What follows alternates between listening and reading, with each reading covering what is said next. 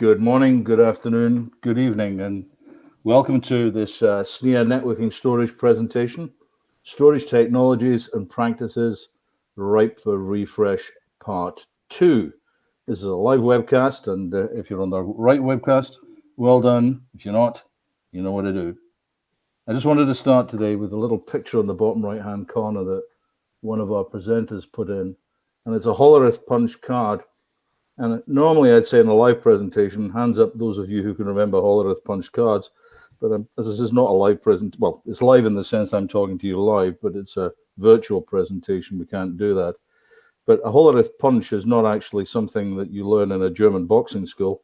It was something that I used in the dawn of computing when punch cards are all the rage. Herman Hollerith invented it way back in the 1890s. And I'm old enough to remember them. In fact, I can still remember some of the hand punch sequences.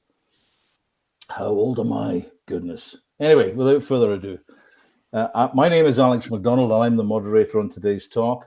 I'm an independent consultant, and I'm vice chair of the SNIA Networking Storage Forum that's bringing you this presentation today. I'm joined by Tom Friend of Illuminosi. Good morning, good afternoon, good wherever you are, Tom. How are you? Doing wonderful today. Thank you so much. Good. And also by John Kim, who's the chair of the SNIA NSF and is from NVIDIA. Good afternoon. It's good morning to you, isn't it, John? Yes, it's good morning for me and good evening to you, Alex. And I am, in fact, sitting in a chair. Excellent. Good place to start a presentation. So, a little about SNIA. We do this traditionally at the start of every SNIA presentation, just SNIA at a glance. We're 180 industry-leading organizations. And what we do is in the name. It's the Storage Networking Industry Association, so anything to do with storage and networking. And there are 180 of us that are actively interested in this particular topic and provide, as part of our membership, educational material like this.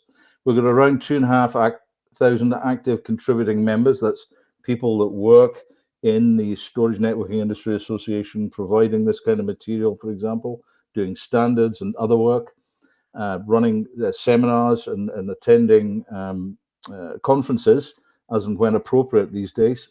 We've been doing a number of virtual conferences. We've got one coming up shortly, which is the Storage Developers Conference, SDC, which I recommend you look at. And we've got about 50,000 IT end users and storage pros worldwide. That's you.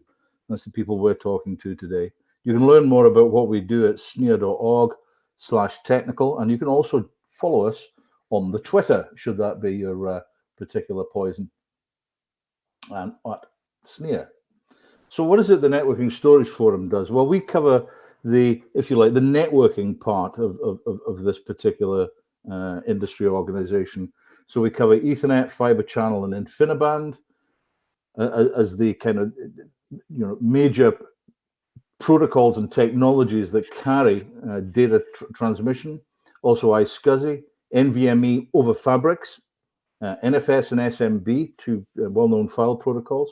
We cover virtualized, ACI, software-defined storage protocols like block, file, and object, and also securing data. So there's a huge amount that we cover, but the focus is primarily on the networking side of storage, and that's where we provide most of our educational material in this part. So, just a quick legal notice. Anything here is a copyrighted presentation, and we'd be grateful if you take notice of this slide. There's no warranties with this, so if anything you do with this presentation causes whatever you do it to break into two parts, I'm afraid both of those parts are yours, not ours. So today's agenda, as indicated at the beginning, we're talking about things that are ripe for refresh, things that we perhaps should be thinking about and should have thought about perhaps some time ago that we should be refreshing. So I'm going to hand over to Tom in a minute, and he's going to talk about obsolete hard disk interfaces and problem file systems. And then John is going to take us through some not quite, but should be retired network technologies. And hopefully you'll have an enjoyable presentation listening to both these presenters. So Tom, take it away. Over to you. Greetings to you all. Whoops, I'm clicking too fast here. Okay, so the big issue with obsolete hard drive interfaces, can you get replacements when they break? So there are two of them that I'm primarily focusing on, and that is the SCSI parallel interface and the parallel ATA interface. These are very similar in that both SCSI and SATA have moved on to serial interfaces. And so these are the very, very old parallel variants of that. And why is that a problem? Well, these older drives go bad. Okay, they're mechanical widgets, which means they break. So yes, I have lists here of these different types that are in the category you should be looking at. And it's not so much that the interface breaks, it's the drives that get old and bad. And when they wear out or die for whatever reason, how do you find a new one? Now, there are few hard drive companies left anymore. There's only 3 of them now, where back when you bought those drives, there were probably a dozen hard drive companies. So not only will you not find the manufacturer anymore, but finding a similar type from another vendor could be extremely difficult and in many cases impossible to find, which leaves you only with used hard drives and you have no idea how many hours are on those drives. So it's a risk you need to look at. And before the drives fail completely, replace them with something a little more standard and up to date that's easier for you to find replacements for. So then there's issues of old file systems.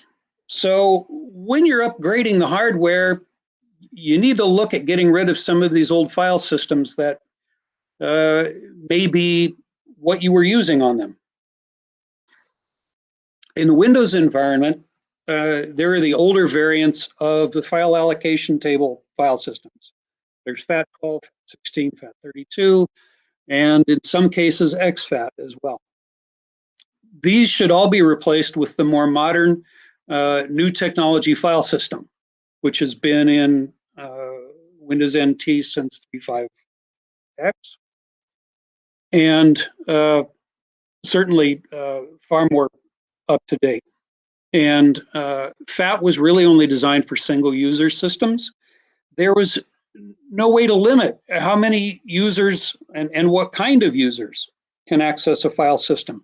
So there was no way to say that most users can only read these files and a few can write. There were none of those kind of protections built in, but this is all available in NTFS, along with a lot of much stronger file and directory security. Files can be encrypted, journaling, which helps with file system reliability, and redundant master file tables. These are all things that help keep you from losing files when parts of your drive go bad.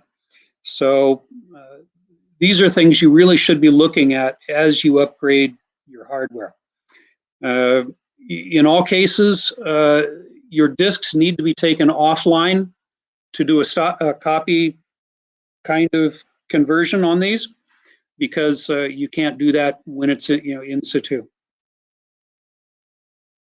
Similar things happen in the Linux environment.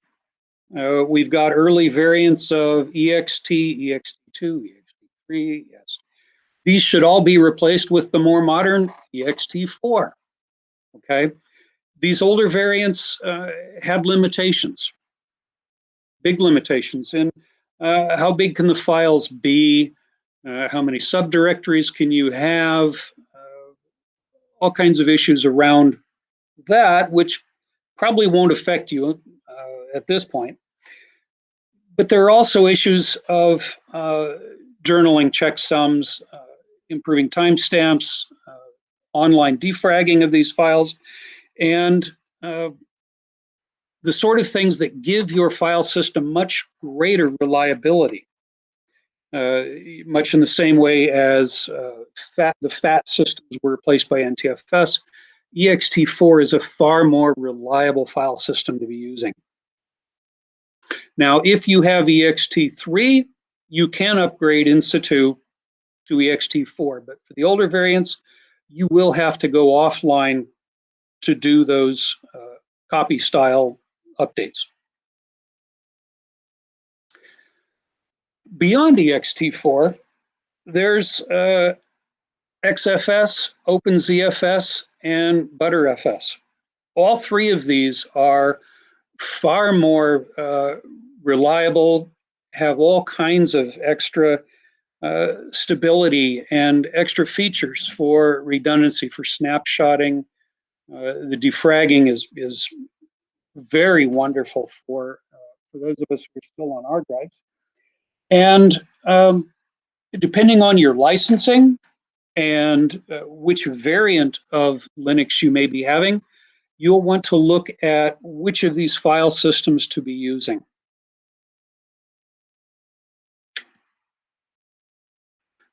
Oh, let me see. There was one more warning I wanted to give you before we go off of this, and that is these things are very complex, the kinds of updates you do here, and you will want to work very closely with your Linux vendor, whether you're using Red Hat or whomever. So work closely, ask a lot of questions when looking at doing this upgrade, and plan very carefully on that. Now on to John. Tom, thank you very much. Hi, everyone. I'm John Kim. Alex, before I go forward, are there any questions or that came up that you want to address from Tom's slides? Not from the audience, no. Just to point out to the audience, should they want to, you can actually ask questions in the interface, and I'd strongly recommend you do if you want answers now. If there are any questions answered, by the way, that we don't get to during the presentation, we'll be answering them on the blog, and I'll point people to that at the back end. The only question I had, I suspect from my perspective about the hard drives, was sometimes we're looking at very old server technologies as well, Tom. Presumably, we're talking about ripping out stuff that's what? How many years old would you reckon? 5+? Is that the kind of lifespan you'd expect from a quality server these days? In some cases, these technologies are 20+ years old. But the kit that they're running on might be younger than that. That's true. So what kind of lifespan should we expect from the kit that we bought 5 years ago? Yeah, it's going to depend on your data centers. How cool are they kept? How reliable has the power been? What kind of quality is there in the power supplies? There's a lot of issues involved there. And you made me think of one other thing, and that is the controllers that are used for these also tend to go bad. Yeah. And when you're dealing with technology that old, it won't be on PCI Express, but probably the original PCI, because that's how old these systems are in some cases. So finding controllers will be a problem for you as well. Okay. Not quite as bad as finding the hard drives, but it will be a challenge. Okay. Right, Tom, you can stop flicking through the slides now. Oh, that was Alex. That was me. I was going to go back to the controller slide, but I decided. All right. Okay. John, carry on. You take us through some of the old networking technologies. Absolutely. Thank you, Tom. Thank you, Alex. Okay, let's look at some not quite retired networking. When I say that, I mean these are technologies which aren't necessarily due to be completely retired, but for certain use cases or certain speeds or certain perhaps distances or certain types of data centers, they are being retired or need to be retired, even as they may continue in use in many other use cases or for their current use cases. So the three topics I have today are first, twisted pair Ethernet wiring. I guess technically unshielded twisted pair, though it turns out some of the newest versions are shielded. Then switches, specifically Ethernet switches with a locked network operating system, or NOS.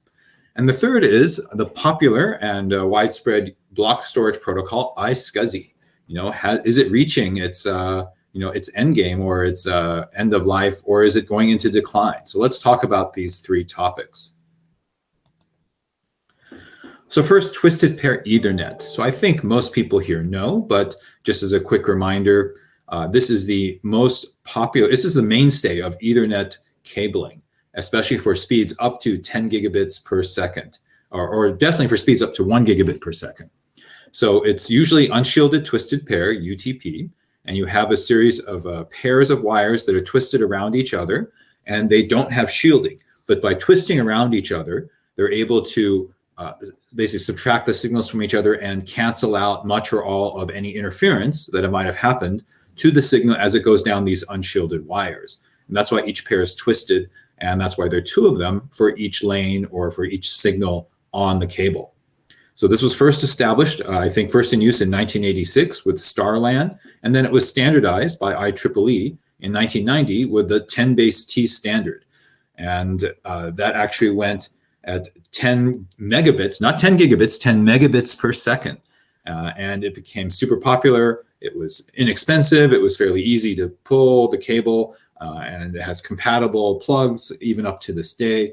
So this was the dominant form of cabling all over the office and in the data center, on all the way through the 1 gigabit speeds. And it's still probably the most popular one speed for any cabled networking up to 1 gigabit.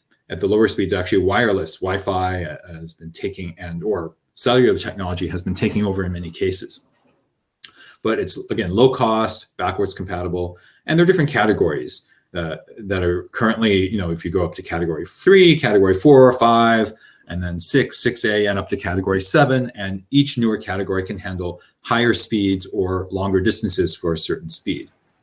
However, this cabling hit some limitations once we got to 10 gigabits per second. It does support 10 gigabits a second with a 10G base T standard, but beyond 1 gigabit a second, you start to run into issues of power consumption and range limitations. And so, in fact, at 10 gigabits a second, it's not the most popular technology. It's the second most popular technology. It's more popular is the use of the SFP, or small form factor pluggable type connectors, which are connected to either copper cable for shorter distances or optical cable for longer distances. And it turns out that this SFP or SFP plus, or later SFP 28, which is used for 25 gigabit per second connections, or more, you can use 4 of them for a 100 gigabit connection.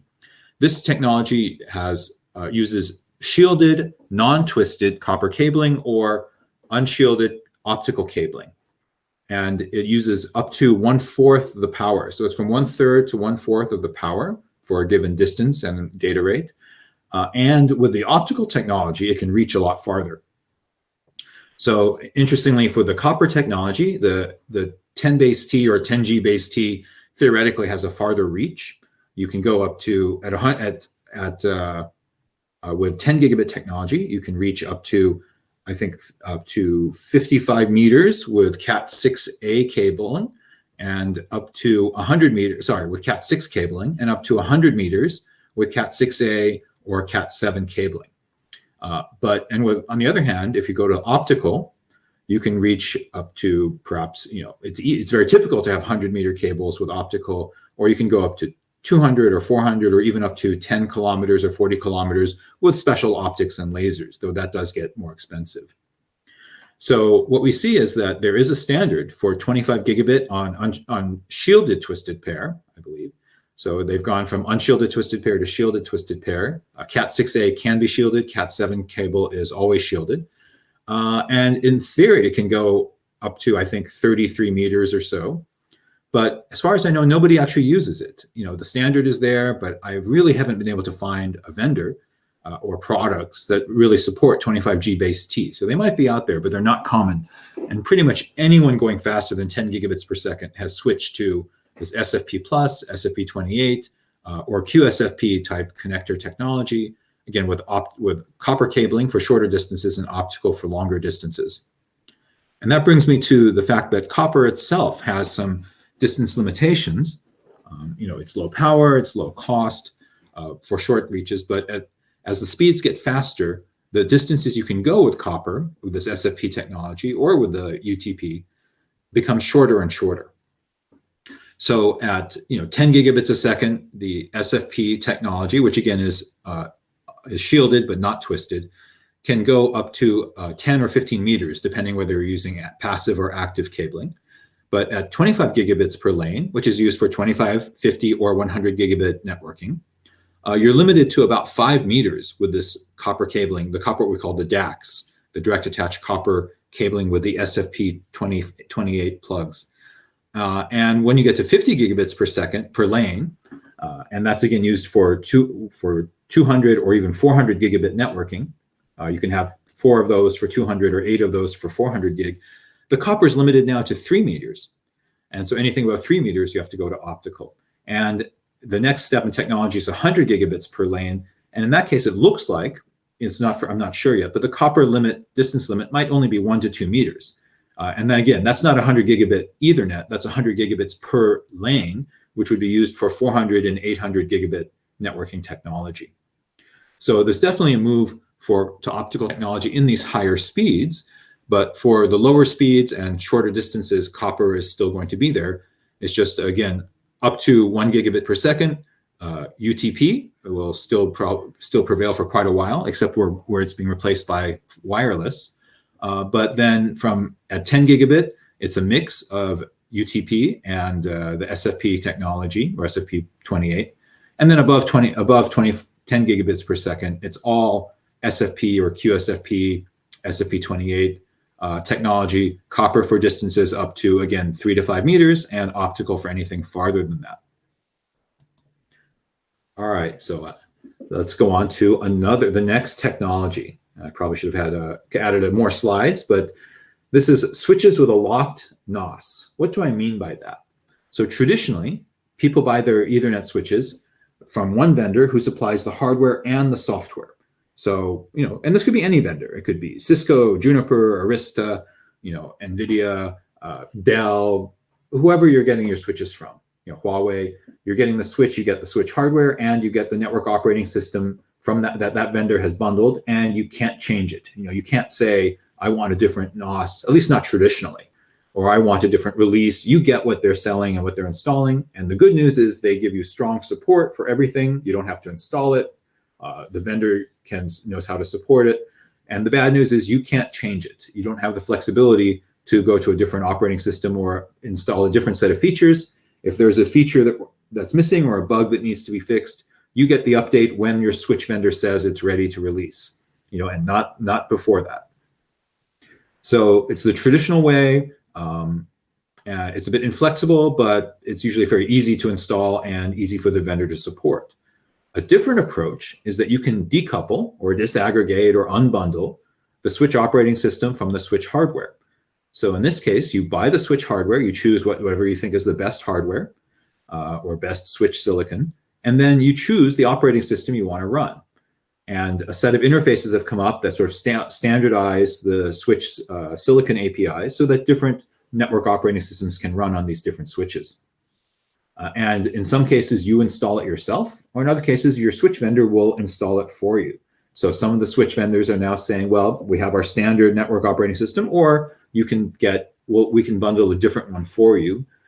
Some of them are open source. Some of them are or not open source or commercial, and they charge a license fee. So the difference is, for a commercial one, you'd pay for a software license fee and support. And for the open source, you have the option, network operating system. Either you get it from a vendor and you pay just for support, or if you're a big enough company, you can do it yourself and maybe you support yourself and you don't even pay for support. So you can see that if you have a very big data center, usually with say 50 switches or more, let's say more than 50 switches or more, then it can be very economical to unbundle it, because you may have a reduced software cost, or in fact no software cost, if you're big enough to support yourself and you're doing an open source network operating system. You get more flexibility because you can change the version of the operating system. You can possibly customize it yourself or fix bugs yourself. And in fact, you can even change to an entirely different network operating system and keep using the same switches. On the downside, this is a lot of extra work. So it's more work to qualify and test and install the operating systems and then support it, because you're doing some level of self-support, whether you're paying for open source support or not.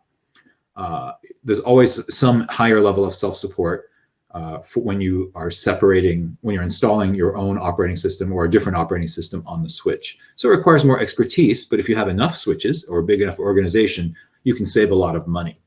So what we see is going forward, this open switch model or open Ethernet model is looking to dominate the very large networks or the very large companies that have big data centers. But it's unlikely to get a lot of traction, I think, in the smaller data centers, or people have just 5 or 10 switches, because for most of them, it's not worth it to do that. Okay, let me go on to my next topic. John, before you do that, yes, there was a question from the audience about, in fact, go back one more slide, because I believe it was on this slide. Mm-hmm. Is the QSFP optical transceiver finally being retired and replaced by something like SFP DD? Brocade had a QSFP slot only in their Gen 6 switches, which were fiber channel, and they appear to have dumped them for SFP DD in Gen 7. Have you got any idea of what's happening for QSFP? Yes, I have some idea. So it turns out that once you get to the 10 gigabit and faster technology, in many cases, fiber channel and Ethernet switches are using similar or the same, actually, plugs and some of the same optical cabling, because the speed rates are in similar categories. So QSFP is quad small form factor pluggable.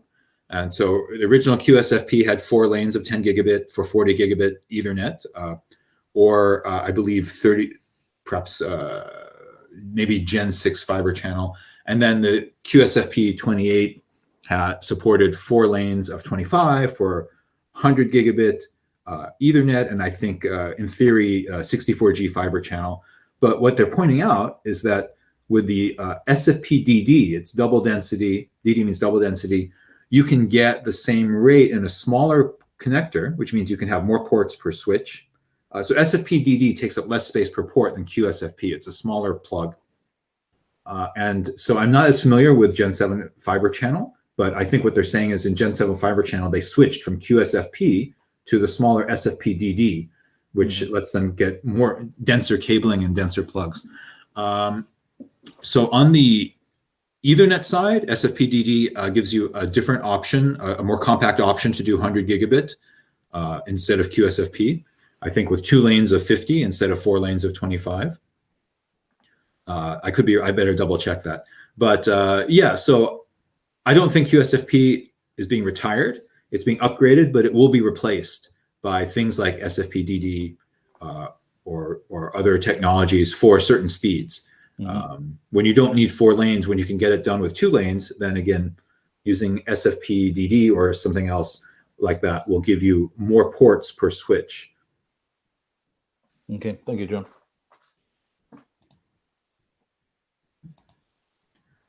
Okay, thanks for that question. Let me get to Iscsi. Is its future limited? So first, let me preface it by saying this. Iscsi is not going away. It's going to be with us for a long, long time. It's very widespread. It's the most popular mid-range block storage protocol. By that, I mean people who generally have very high performance or need very high availability, or they have a big budget. They usually, for block storage, they've usually implemented fiber channel. And the people who need the fastest block storage have typically, or these days, are implementing NVMe over fabrics, either over Ethernet or fiber channel or InfiniBand. They're different. It works over different transports or over TCP on Ethernet. But Iscsi is, it's great if you need good performance, but not the highest performance. That's where it's usually used. It's usually run in software, meaning that there are hardware offloads for Iscsi, but they're not very common these days. Most people who use Iscsi just run it in software and don't use a special hardware adapter or a TOW or an Iscsi adapter to offload the hardware. And that reduces, because that way they can have a lower cost, but it may not reach the highest performance level. But we're seeing that Iscsi is potentially being squeezed out by a multitude of other storage protocols. So first of all, there's NVMe over Fabrics. It's more efficient. It has multi-queue. It's designed for flash storage. It's just faster than Iscsi. It's not as widely supported. So people who are running Linux and now just recently VMware added support, they can use NVMe over Fabrics. But for example, if you run Windows, officially it's not supported yet. So if the people who need the fastest connections, there's that chance that they might replace Iscsi, or they're already replacing it with NVMe OF. And then you have the NAS protocols, which have always been around for file storage, but they have two things going for them. First, they're now supporting RDMA, both NFS over RDMA or SMB direct are traditional file protocols that can be boosted by RDMA technology, remote direct memory access, for better performance, lower latency. And also there are more applications that previously might have required block storage, but now they can run over NFS or SMB.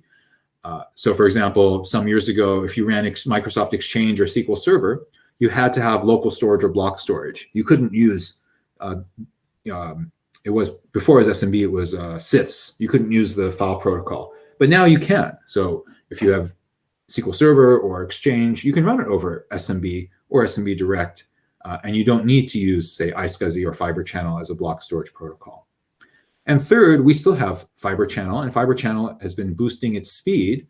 It's at 64G, now is just becoming available, as well as it can also support NVMe over Fabrics as a protocol over the Fiber Channel transport and physical layer. And then something not shown here is you have parallel file systems and hyperconverged. Those give other storage options, either distributed file system or distributed storage across multiple nodes, which doesn't use Iscsi. So we see that these are all squeezing Iscsi. Iscsi will stay around, but my prediction, just my personal feeling, is Iscsi will decline and continue to decline slowly for many years because of these other alternative protocols. All right, Alex, so let me turn it back over to you to summarize what we've done on the webcast and see if we have any more questions. Thank you. I've got actually a question for you, John. Slow decline. We tend to have a fairly aggressive, in this industry anyway, fairly regressive replacement philosophy in terms of the way we churn through technology. It's been, I suspect, slightly more rapid over the last decade than it was over the previous decade. That's only a sneaking suspicion. But I haven't seen the kind of decline in what might be considered older technologies. I mean, when you say Iscsi is on the decline, what are we talking about? 5 years, 15, 50?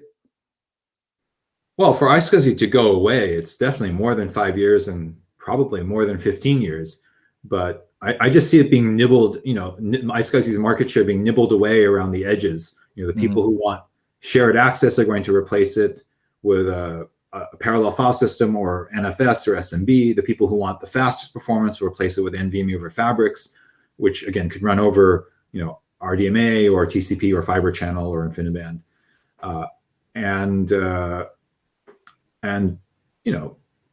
but then people who are okay say, hey, I just need good performance but not great, and I still want block storage. They'll keep using Iscsi. So it's going to be around for more than 15 years. Okay. Yeah, I'm conscious of the fact that some of the technologies we said were going to die very rapidly 30 years ago, we're still using. Definitely. Obviously tape is still going strong, but its use case is getting narrower and narrower over time. Same with, and you could say the same with hard drives, though. There's a story that recently a new type of cryptocurrency is refreshed the demand for hard drives, where you need proof of space instead of proof of work for that cryptocurrency. And the much vaunted death of mainframes. I mean, that was mainframes been dying. Child. Yeah, mainframe's been dying for 20 years or 30 years, and it's still there. I guess still declining, but still making a lot of money for IBM. Yep, absolutely. Thank you, John. And in fact, thank you to Tom as well for taking us through some of the things that are ripe for refresh. Just a quick summary here. I mean, basically, I think Tom's message was really simple. There are some very, very old particularly disk technologies and disk interface technologies that we really need to have got rid of entirely. And IDE interfaces, for instance, my goodness, that's been around for far too long. File systems, in particular, better use of file systems and making sure that we are using file systems that actually meet the demands that we're putting on them. One of those demands, it's not the only demand, but one of those demands is the size of the file and also the way we can manage files. And for that, we do need things like Btrfs or ZNS. We need ZSF. We also ZFS. We also need NTFS, better than X4, EXT4. So there are a lot of ways in which the file system can limit the way that we think about, or the ability to deliver applications. And we really need more modern file systems. And John's pointed out as well the changes in cabling for high-speed networking. I was always taught as a boy that bandwidth was an engineering problem, but latency only God could fix.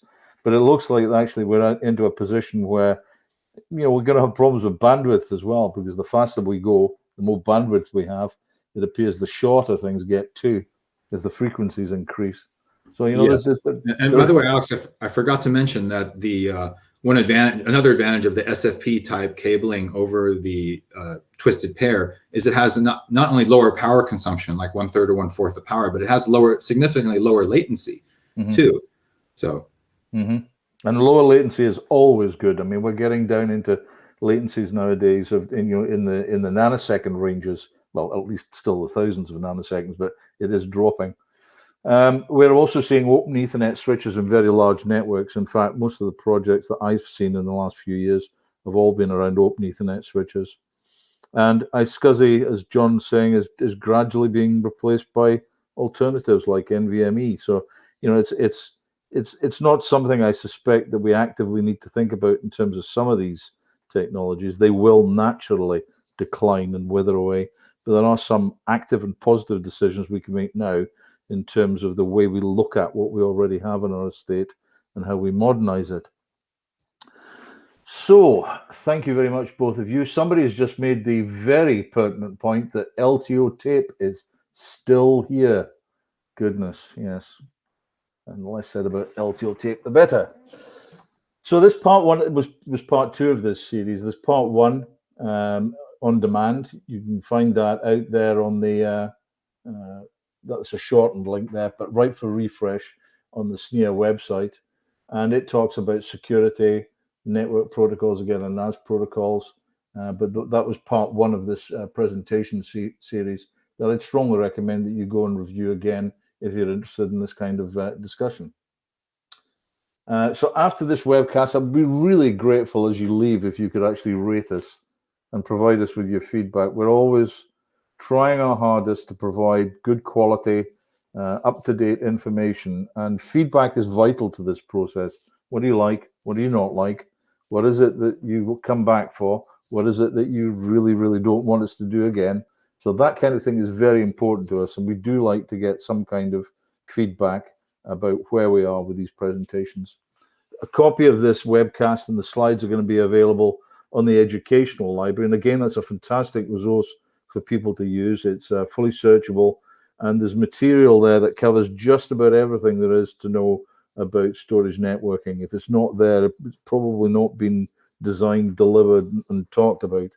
It's a very, very fabulous and broad resource. A Q&A from this webcast, including these questions that we had today, will be posted on our blog at sniansfblog.org, and you'll find our latest blog there, probably in around about a week's time when we update this the blog with the results of this presentation. And you can always follow us, particularly, on @SNIANSF if you want to have something a bit more focused than just the general SNIA Twitter handle. So thank you very much indeed. Whatever you're doing today, make sure you do it safely. Make sure that you and your loved ones are well. And I'd like to thank both our speakers and our audience for being here today with us. Thank you very much indeed. Thank you.